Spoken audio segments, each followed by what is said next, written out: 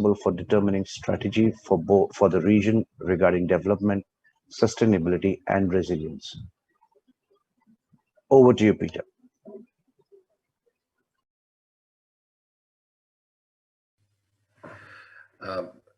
Thanks very much. Of course, namaste, namaskar, and welcome to everybody. And I acknowledge all my Muslim friends with Eid Mubarak. And of course, here, further reiterate comments by both Nicks in terms of us following very closely the developments with COVID in India and the impact on the Indian people. And our hearts certainly go out to everybody in India and those places affected so badly by COVID. If I can just start by acknowledging Saurabh Bhartia as one of the best numbers men in the business, but I also wanted to talk about cricket. There has been 27 test series played between India and Australia. In fact, post-independence in 1947, Australia was the first country that the Indian cricket team toured post-independence. So the relationship is very long between our two countries. I will say out of the 27 test series played between Australia and India, 12 have been won by Australia and 10 by India, and there has been, I think, 5 draws. So it's a very warm relationship. We have a very slight edge. We won't talk about the recent tests because India does hold the edge, but statistically we're looking good.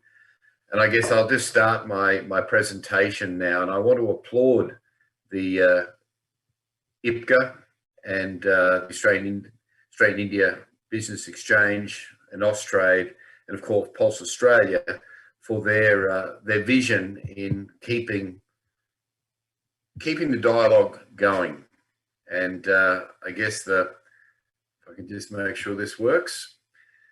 You know, the bottom line is if we aren't talking, we're not doing business. And I think we all accept there are some impediments to doing business between Australia and India at the present moment, and government policy, and we accept that India has the right to self-determine their policy.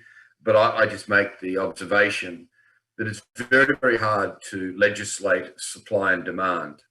And I think ultimately that will come to the fore, and there'll be a realization that to create such distortion in the market ultimately won't help Indian consumers, and it won't help Indian farmers. And from an Australian perspective, and indeed other countries, you know, we are getting on with doing business. But I applaud the dialogue that continues between Austrade, Pulse Australia and IPGA to ensure that we are there as policies evolve and you know, create an environment for trade. So on to, you know, where we are from an Australian perspective, and I'll just start with the orientation slide. It's very clear, very important for people to understand where the best beaches are in the world, and that's in the state of Queensland. And of course, the best Desai chickpeas in the world are indeed produced in northern New South Wales and Queensland. So that helps to give you an idea of where we are in terms of production. And if you are looking to visit post-COVID, then we do have the best beaches for you to come and have a look at as well. There's been a lot changed in 12 months, and Nick Poutney correctly pointed out the significant change between seeding time this year versus seeding time last year. But it's a bit of a reverse in Northern Australia, because whilst it was dry in Northern Australia this time last year and wet in Southern Australia this time last year, it is actually very, very wet in Northern Australia at seeding time this year, following very, very big summer crops through much of Northern Australia. And in fact, I share some photos here of recent heavy rainfall that saturated much of southern Queensland right through to central Queensland and a little bit in northern New South Wales. But we grow our crops, we grow Desai chickpeas on deep subsoil moisture. And we do have a full profile here in Northern Australia. You'll see there's a crop on the screen. I think in Hindi it's known as surti papti, which we call faba beans here in Queensland, and typically doesn't produce a grain, but it does in India. And that particular crop in the photo was chest height. Such was the very, very good moisture conditions that we've had in Northern Australia for the last few months. So we are ready for very, very ideal seeding conditions for all crops in the northeastern cropping zone. So we don't share the same issues that are currently facing lentil producers in southern Australia. Since last we talked about Desi chickpeas, it was February, I think, the last discussion we had. You know, we've seen very strong wheat markets. We've seen exceptionally strong corn markets. And of course, we've seen the Australian Desi chickpea market rally, you know, 40, 50 bucks since February, to be sitting close to sort of $700, which is pretty good money in terms of farmer returns back on an on-farm position in Australia. So there's a lot to encourage farmers to consider planting Desi chickpeas or continue to plant Desi chickpeas, regardless of the policy position that we currently face into India. Now, one of the things that is tempering the increase in areas sown to Desi chickpeas in Northern Australia is the legacy of very dry seasons. And I'll show you a slide shortly that works through the very, very small Desi chickpea crops, and in fact, all crops that we've had over the last couple of years because of debilitating drought. Now, what drought does, and doesn't matter where you are in the world, it leaves soil bare. So many farmers, particularly in Queensland, who didn't have a lot of what we call stubble cover, may well seek to plant probably wheat rather than barley, but they'll certainly be seeking a cereal to go into their farming rotation in slightly elevated percentages to try and ensure they have ground cover post the harvest. Because in the absence of ground cover, if you get a lot of rain or you get a lot of wind, you'll suffer erosion. And so farmers are very, very keen to replenish that protective cover, that mat, that carpet that ends up on a paddock post a cereal crop versus a pulse crop.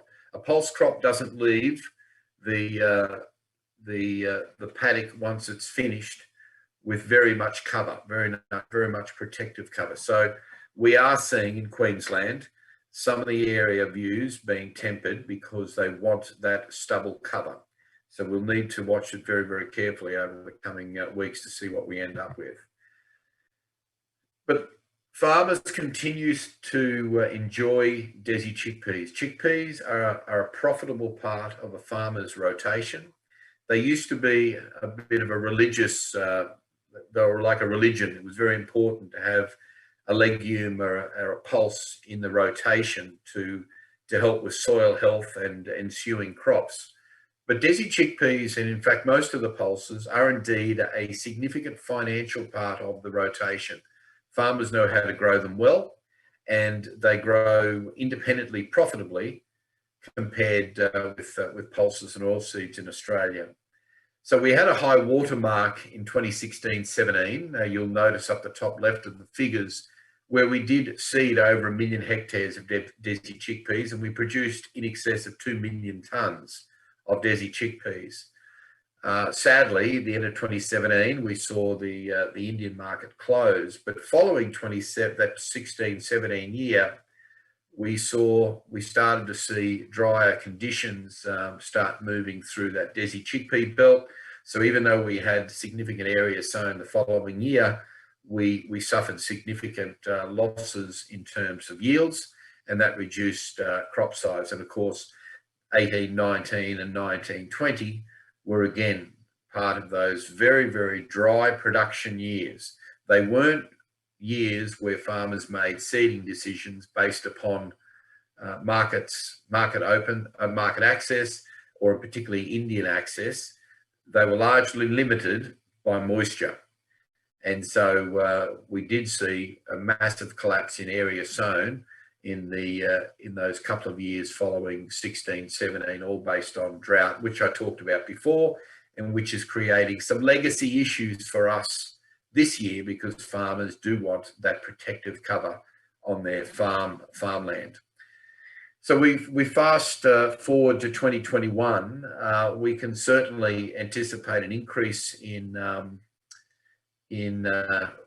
we've seen an increase in area sown, and we've seen some recovery in yield, and so we moved to about 800,000 tonne crop for the last harvest that's just occurred at the end of last year, and again it showed the confidence for farmers to go back in and double the area sown to Desis, and to a lesser extent Kabuli chickpeas, but certainly Desis.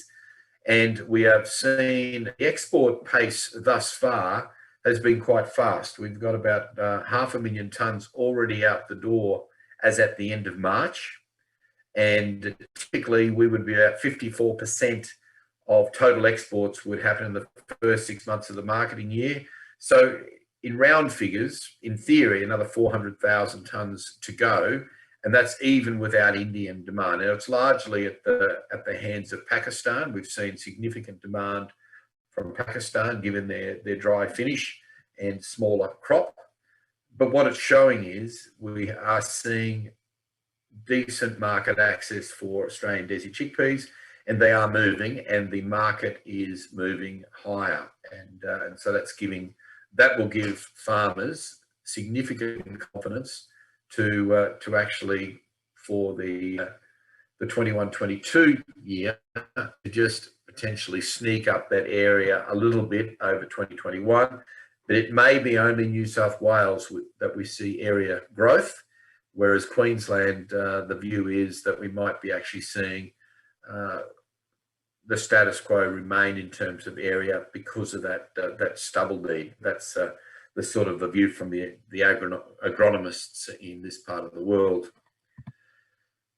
But we have also got reasonable depth in markets. You can see how India has literally dropped off the cliff since 17, 18, where we saw very, very small amounts of product shipped to India before the door was firmly shut.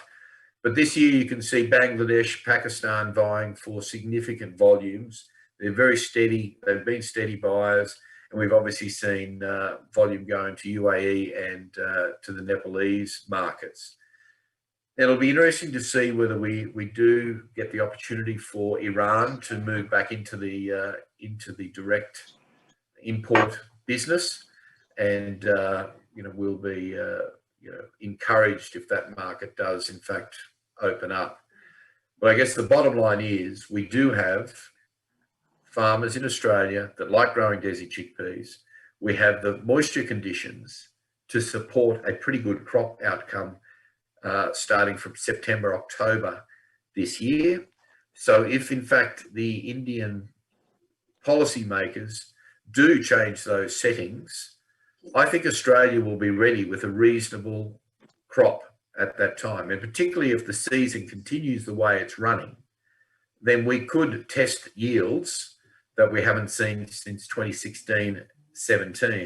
And if we just flick back quickly to 16, 17, we did have 2 tonne plus per hectare crop outcomes. So we could certainly produce a crop into the million tonne range if in fact the weather remains very favourable. We can certainly do that. So that's probably where I'll leave it, team, and happy to take some questions.